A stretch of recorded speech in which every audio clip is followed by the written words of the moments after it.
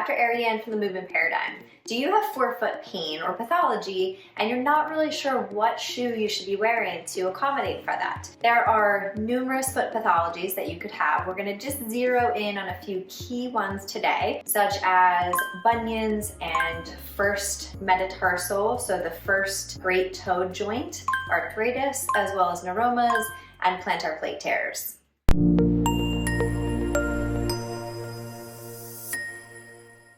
Before we get into details about that, let's just go over a quick anatomy. So the forefoot is going to include all of our toes. These are called phalanges, and also the metatarsals, the 5 metatarsals here. So let's jump right into our foot pathologies and what feature in the shoe you should be looking for. So let's start with the first toe, the great toe. So that is called the first MPJ, metatarsal phalangeal joint.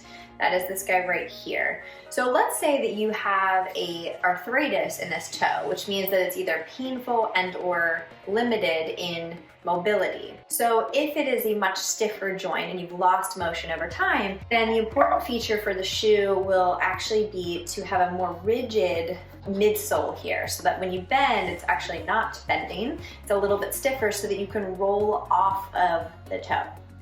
Okay, and secondly is going to, of course, be a wide toe box so that you have room for your toes to slag properly. Number 2 is a bunion. So a bunion is when we lose stability in this metatarsal cuneiform joint, and the metatarsal will swing out and create this valgus position on the great toe. So with a bunion, it depends on so many factors. So for the purpose of this, I'm talking about a more severe bunion, where it is really crossing over and it essentially is not, you potentially are losing mobility there as well. So the key feature there, once again, is going to be the wide toe box. That'll be most important. And then depending on the person, a lot of times you might have a more everted foot type. So that just means a more unstable foot. That is what's contributing to the bunion. So in that case, you might want to look for in the back of the shoe what we call a stiff heel counter. So that just helps to control the foot a little bit more so it doesn't overpronate. Number 3 is neuromas.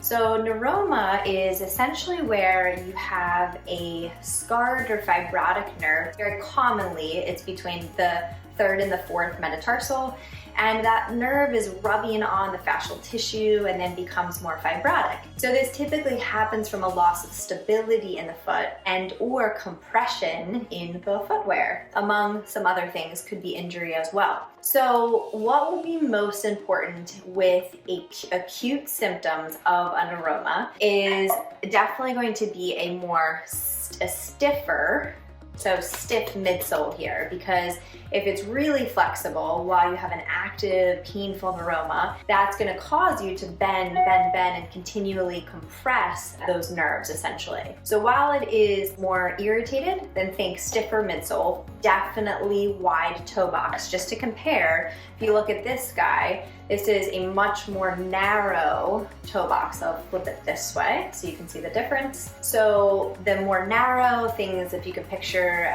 Chuck, for example, really narrow toe box, that would really irritate those nerve symptoms. And lastly is a plantar plate tear. So this is, the plantar plate is an extension of the plantar fascia that runs across the joints here. So when you have a plantar plate tear, one, it can be very painful, and that is something where you will once again need to immobilize the tissue for a period of time, so a much more rigid sole will be important. And just a couple fun bonuses. The more cushion you have in your shoe, the more impact force you will have through your body. So if you picture yourself walking outside and you're walking barefoot, and then all of a sudden you decide to put these really high cushion shoes on, think about the difference in your body and what's happening. So you will strike the ground much harder because you do not have the same sensory input that you would have if you were walking barefoot. So always remember that with shoes, Today's focus is on forefoot pathologies, but wanted to give you that little fun fact. And then the last thing is, in certain circumstances, depending on the level of forefoot pain and pathology and how it's affecting somebody's quality of life, the other thing that I definitely recommend at times is a forefoot rocker. And that can be, so if someone has really advanced arthritis and they're either going to get a fusion or the toe is already fused itself, then I will get a nice rocker bottom shoe. Sometimes I'll have it added to the shoe, or there are actually shoes that you can buy that have this specific feature. And so with that, the foot will just rock off of it without doing what we normally do, which is toeing off. In a normal, healthy foot, that is so important, and I can't stress that enough. But when you have pain, and it's affecting your quality of life, as you're trying to manage it, shoes are very important and can actually help with being part of the solution rather than part of the problem. Hope you enjoyed. If this was helpful for you, please make sure you like it. Of course, share it with your friends and family, and make sure to subscribe to our YouTube channel, The Movement Paradigm, for weekly tips on mindset, nutrition, and movement. And please feel free to comment on anything you'd like to learn about this year. We have lots of content coming at you and excited to support you on your health journey.